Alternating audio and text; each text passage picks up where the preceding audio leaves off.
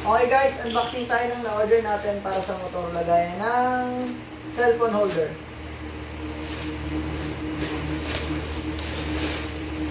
Ayan, Motoworld pala to mga boss. May invoice pa. Ang bili natin dito is 385. Kasi mahirap magmotor minsan na walang walang lagayan ng cellphone, delikado. Silip-silip ka sa bulsa mo.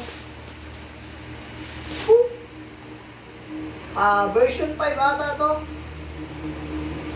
Ayan, Motoworld Model 30 version 5. Check lang mga boss. So, buksan na natin, kaya tayo nandito eh. So, ang laman niya, ayan.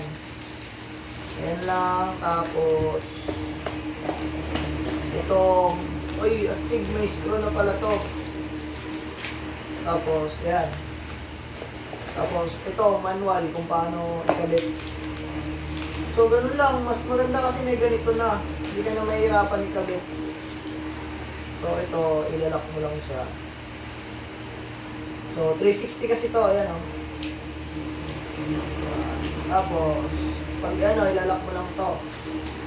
And, check natin to kung kaya niya ang cellphone at kita ang camera.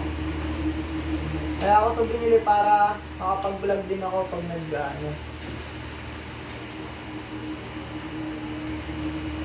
Ay tayo.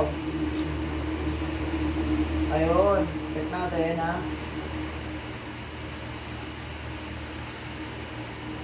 Video. Yun. Okay na okay. Kaso may harang. Ayan. Gagamitin ko rin kasi ito sa vlog. Wait lang. Try natin na lang. Pag ilalagay natin itong kanyang bola, tapos ito, mamulog siya po.